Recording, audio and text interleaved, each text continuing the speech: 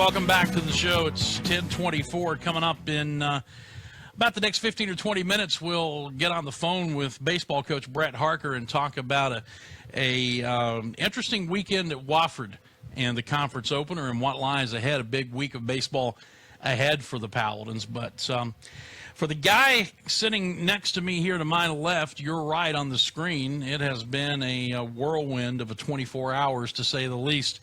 Interim head basketball coach Bob Richey joined us. How are you, man? I'm doing great. Thanks for having me on, Dan. And it's been a great 24 hours. A lot going on. Obviously, we're all happy for Coach Medved and his family, and he's done an incredible job leading this program. And that's the business, right? You know, you're in today's time when you do a really, really good job, and people can see it from the outside. It makes you wanted. And they came after him, and obviously he had to do what he thought was best for his family. But we've got a great group of kids here. We've got a great university. We have a great program, and we're excited about leading this thing into the CIT Final Four. Did you get any sleep last night? Not much. I tried. I've got a lot of good people around me, and I've got a lot of advice through the last 24 hours from some people that have called a lot more timeouts than I have. Yeah. And that was their number one piece of advice, is make sure you get sleep. And so I tried to shut it down at a reasonable time, but it's a lot going on right now. Yeah, I can imagine when I was talking about this in the opening segment of the show, and I know you'll agree with this because you were here on the previous staff. Nobody was calling that previous staff to come and be the head coach of their program. Correct. That's how much this program has grown in 4 years, and I think fans need to look at that as a positive. You have to, and sometimes it's hard, right? Because you're looking at it, and all you're focused on is what's the now. And as you go through this, anytime you're in coaching, anytime you're in sports, you've got to appreciate where this thing's come from. And it did. I mean, I got a text last night from an assistant in the ACC, and he said, you guys have basically brought that thing back from the dead. And I think a lot of times people forget that, that these kids have stuck with the plan. There's a formula that's been put in place from day one. And, it's to their credit. And I told those guys last night, I said, life's hard. Life comes with changes. Sometimes you can't anticipate those changes. But the reason this program has been good, Dan, you've been with us, okay? Coach Medved is created with his players and staff an extreme culture of teamwork. And the unit has been as close of a unit as I've seen. And I told him last night, I said, the reason you're going to get through this is because you love each other. That's why you've been good. That's why you've played well. That's why you're playing for a chance to win the most games in school history. And you got to keep that into account, that the team is why we've been successful. It's not, and if Coach Medved were sitting right here, he's led it. He's been the front runner, and it's been his vision. But the collection of the unit is why we've been successful. It takes the work of everybody. From start to finish, top to bottom, to get something like that done. And you've been right in the thick of it. And you and I were sitting here talking about the last transition when Niko came in, and the work that you had to do and the existing staff at that time had to do to keep a couple of guys around here who ended up being pretty important to the success of this program these last 4 years, right? Well, I tell you what, I tell my 7-year-old, my 4-year-old all the time, one of the keys to life is to stay calm. And, I really believe that. And I went through this on the flip side, 4 years ago, on the other end of it. And at that point, that was the whole message: stay calm, stay united. And we were able to keep Stephen Kroon, which in this day and age, in this business, let's not think people weren't coming after him, right? Right. And he had opportunities to leave. We were able to keep him in the program. And there was also a kid by the name of Chris Acox that was signed to a letter of intent at that point. And in the climate of college basketball today, you'll see it as it happens, that a lot of kids go through this and they ask for their releases. And there's always change, and people are always jumping around. But those two kids decided to stick with Coach Medved and his vision for what this program was going to stand for. And obviously any fan that's been around knows those two guys were integral pieces to what we've been able to do here. I said in the opening segment that this particular situation has been brewing for a long time, and by that I mean in the world of college basketball coaching changes this time of year. A couple of weeks is a long time from Niko's standpoint. They've had an interim head coach at Drake since, as you said, November. But when did you find out for sure that he was going to take the job? Really, to be honest with you, yesterday is when he made the final decision. Mm-hmm. And in today's world, it happens fast. Yeah. And I know out there publicly that's the dilemma right now. Is the timing seems a little odd. There's no good way to go about this. You're leaving a program that, listen, it wasn't easy for him to leave. Okay, his heart's in this place. He loves this place. He was put in a situation where he had to make a decision for what was best for his family. Mm-hmm. And the timing of it, I don't know, would there have been a good timing, and I know that's the speculation. I will tell you, as an assistant on this side of it, knowing the business, when you're trying to rebuild a program, the recruiting element plays a huge factor, and those administrations want to get to work. And I think that was more part of it, of them pressing him for the timing as opposed to him choosing the timing. Yeah, there are a lot of things that go into it that the fans don't see or don't understand. All they see is, hey, wait a minute, our coach is leaving us. Why? And if you allow yourself to get captivated and lost in all the things that are on message boards, you can come up with conspiracy theories that'll have you searching for Area 51, out in New Mexico. Is that where our coach, did we find out something out there? But the bottom line is, it is a business, and I like to see good people rewarded. I think that this is a reward for him, and I think this is a reward for you with a potential greater reward here. We'll talk about that in a minute, but let's talk about, you said the players were shocked. Do you anticipate, though, that come Wednesday night at 9 o'clock that they're going to be ready to play? They'll be recovered from that? I have no doubt in that. And that's what's great about this group is we've got great kids. We've got tough kids. They're resilient. They've been through a lot. Anytime you grow a program and you build a program, it's got to be based around some toughness. And they have that. Mm-hmm. And, it was a time of mourning yesterday, and we were all a little bit sad. That's a friend. That's a family member. He's been our leader, and he did a really, really good job, and that makes it even harder. Yeah. But what we did was we got off campus, and we all went over to my house. We had dinner and, just had a time of togetherness and away from campus, and the staff was over there, and wives and kids, and it was just a nice night where we were able to try to mourn, try to celebrate, and then try to say, okay, look, we still have a mission here, and those guys are bought into that. They're ready to roll. We're going to practice at 2 o'clock today, and I can't wait to get out there, and I know they feel the same way. How are you personally approaching this? Are you approaching Wednesday's game and then a possible championship game as an addition to a job application? How are you approaching this? You know what? I've always been a believer that the approach is more important than the outcome. Mm-hmm. And all my focus has been on the approach that we take in the job right now for these kids and to do right by these kids, that if you do that, and if you do that correctly, the outcome's going to take care of itself. All right, that's out of my control right mm-hmm. now. But I've been in this business 11 years now.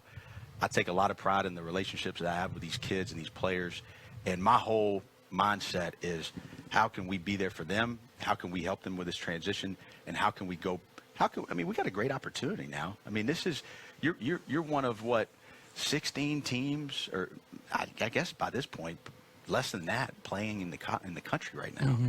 And if we're able to win on Wednesday, which is a very good team, it's going to be a very good game. You're setting the program wins record, and that's no small task. And so my focus is on the job at hand. What this school's given me is an opportunity to be the interim head coach and lead this program. I'm going to do that to my best ability. And we'll let the rest of it shake out how it's supposed to. But let's go ahead and get this out of the way right now. On the record, you want this job on a full-time basis, right?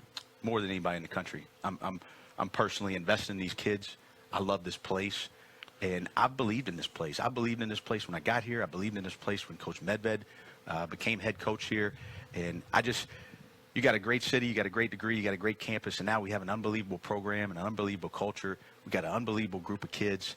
Let's keep moving this thing forward. Let's just take this thing another step and keep it pushing right in the same direction that it's been going. And I'm ready for that. I'm confident that we can keep this thing moving where it needs to go. What can you tell us, if anything at all, on the record about any conversations that you've had with Mike Buddy since all this came down yesterday? I'd rather keep that private at this point. Yeah. I don't want to divulge a lot of that. He's an excellent athletic director, and he's going to handle this in a professional manner. And I trust that our work speaks for itself. And we're just going to go through it, right? We're going to love these kids, and we're going to prepare these kids, and we're hoping that the body of work and what this program stands for, that there's going to be a push for continuity, and there's going to be a push to keep this thing moving in the right direction. This is, of course, Bob Richey, who's been around here a while now. 6 years. 6 years. I was here the last 2 years of Jeff's tenure, and the 4 here with Niko. And it's a great place, and it's a unique place. It's got a lot of positives, and I feel like that we've been able to figure out how to maximize that. And the best thing we have going for us, Dan, is we've been able to align this thing with not only our vision for a basketball program, but we've been able to align this with the mission of the university. And we got kids that want to be here. And when you have, Frank Martin said it best the other night when he talked about their point guard from New York, the Felder kid that's been a key in this run. He said, it's the easiest recruitment I've ever had. He said it was one phone call. Kid grew up in Rock Hill. He lived in New York. And he said that kid wanted to be here. Okay? And he made a great comment after that. He said, when you want to be somewhere, that increases your commitment. All right? And people forget that sometimes. And what happens at places like such is you can develop a subculture, and you can have your basketball program over here. But we brought in kids that want to be at Furman. And so when you see the development and you see all the people that talked about John Davis, man, what a jump he made since Stephen left. Well, John Davis wanted to be at Furman. He wanted to be here. And you can't forget that. And when you have people that want to be in what you're doing, that commitment's only going to grow stronger. And we've been able to get a group that's really committed to this place and this program, and that's why we've been able to succeed. Yeah, and it's been just fantastic to watch. I guess you and I have been here about the same time then, because I'm in my 6th season. So right. I got the last 2 years of Jeff Jackson. I know where this program was, and to see what's happened in the ensuing 4 years, to have a front row seat for it has been one of the highlights of my career. It's just been phenomenal to watch this program get turned around. And like you said, I think there's something to be said for continuity moving forward. This is a business. Head coaches are going to move. That's what happens. And I can look at a number of schools around the country who look at things and operate in different ways. There are some schools, when a coach leaves, they go outside to get a coach. But I can think of a school like Butler. Every time Butler loses a coach, seemingly they promote from inside, and you look at how good that program has been. And there are other examples. So there's no set template for doing it right. I think as an athletic director, you have to go as much with your gut as you do with anything else. Well, it worked out pretty well for a football program about 40 minutes down the street. Yes. And, I think that the tagline is going to be, does he have experience? And I know that. But you know what? Every single great head coach out there, at one point, they had zero experience. And this is a people business. This is, can you relate? Can you connect? Can you sell vision? Can you get people to buy in? And, you either can do that or you can't. And of course, there's going to be some defining and refining as you go along in your journey. But let's call it what it is, right? Coach Medved had no experience before he got here. But you know what? He knew this place. He knew the context. He knew the job. And he came here with a plan. We put that plan in place, and he did an unbelievable job. And, could possibly make an argument he's done the best that anybody's ever done since he's been here. And I know there's some people way before my time that could possibly debate that. But in the climate of today's sports and the competition and the increase of financial commitment, I think if you take the whole totality of everything, you would have a very good argument. Well, one more victory, and there is no argument, right? There is no argument. And so, you just got to keep all that in perspective. And like I said, it's out of my hands. I believe in the plan. I believe in myself. And, you trust that you trust that it's all going to work out how it's supposed to. And I've always been a person of faith. That's very important to me. And I'm going to lean on that heavily here. I'm going to continue to believe in myself. And I'll never give up in my pursuit for greatness. And I hope that we continue to have an opportunity to do that here. Have you either reached out to or heard from fans, boosters, supporters since all this went down yesterday? It's been unbelievable. It's been absolutely humbling. It's been unbelievable. And, it's I told my wife late last night before we finally shut it down, I said, regardless of what happens, we can walk away knowing we did everything that we could here in our time. And, you hope that it will continue. But I do want to thank anybody via text or email that's reached out and given support. It's been very humbling and very appreciated. All right, let's talk a little bit of business here now, because I guess technically starting today, you're getting experience. As a head coach. So you're not going to be able to say, well, he doesn't have experience anymore, because you're going to get it now and you're going to get the game experience. This CIT is a unique tournament in a lot of ways, but mostly because it follows the old NIT bracket philosophy that there's no bracket. They put the matchups together after each round. So we didn't know until yesterday, obviously, who we were playing and where we were going. Now we're going to St. Peter's University, which is in Jersey City, New Jersey. That's right. Right around the corner from Carlo's Bakery. Oh, by really? the way, have you seen Cake Boss on television? I have not seen that, but it sounds good. Yeah, oh yeah. You need to take a field trip to Carlo's Bakery, trust me. But the game's Wednesday night at 9 o'clock, and I know you and I were talking just a moment ago. Travel plans are kind of fluid and up in the air right now. Don't know exactly when we're leaving. Could be tonight, could be tomorrow. My wife's I'm about to drive her crazy because she keeps asking when's everybody leaving, what's the plan. We're at the mercy of the CIT here, and our director of ops and Coach McCauley, they're doing a great job getting all that set. We should know something here in the near, within the hour most likely, in terms of when we're leaving. But we'll practice today at 2. That's going to be focus number 1. We'll get on a plane at some point, either tonight or tomorrow, and we'll get on up there and continue our prep. And we'll be ready to roll. I got faith in that. And this is a resilient group. We've played, 34 games now. We're not going to go reinvent the wheel. And I promise you that. We're going to stick to script. And we're going to go practice what we do. And we're going to go out there, and we're going to be free of mind. And we're going to go have some fun and play as hard as we can and see what happens. Are you going to be able to get together much of a scouting report in St. Peter's? We are, and we've already been on that. And the main priority last night was obviously the team. Sure. And we met as a staff briefly after those guys left the house last night and got our thoughts together, watched some film through the night, and met early this morning as a staff, and continued to work on the game plan, and we'll have a good feel on that before the night's over. Well, I have to tell you that I was mortally shocked when you agreed to come over here. I just took a wild shot in the dark to see if you had the time. I expected that answer to be no. I thought that things would be so crazy that you'd be in the midst of that in that whirlwind right now. But I really appreciate it, because I think it was important for the Furman fans to get a chance to hear from you as quickly as possible moving forward and find out exactly what you're thinking, and to get a pulse on the team and the program right now, because this is not an easy thing for a group of 18 to 22-year-olds to go through. Well, Dan, this is Greenville's program, right? You want to make this about Furman University, and you want to make it as open as possible. And we've, the last 4 games, if you were in attendance, you saw the atmosphere and you saw the energy that we had behind this. And I've had people text me today, I'm sure it's crazy, I want to come to practice. Well, come on, like people that have been there since day one, like you've been with us the whole time, and this school's gotten behind us and this community's gotten behind us. I wasn't going to turn down an opportunity to be able to update them on what's going on. And it is busy, but this is what we do. And you've got to, just like in anything else in life, you got to manage the big and the small. And you've got to turn your phone off a little bit. You got to move it over, and you got to focus on the team, and you got to focus on the message.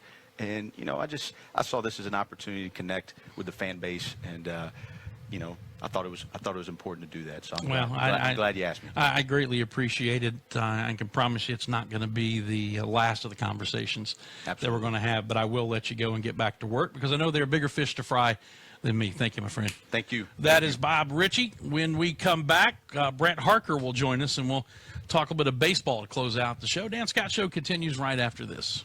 When you go in search of a fence company, what's your criteria? Experience? Trust? A company that gets it right the first time and stand behind its work? Then your search is over. Faulkner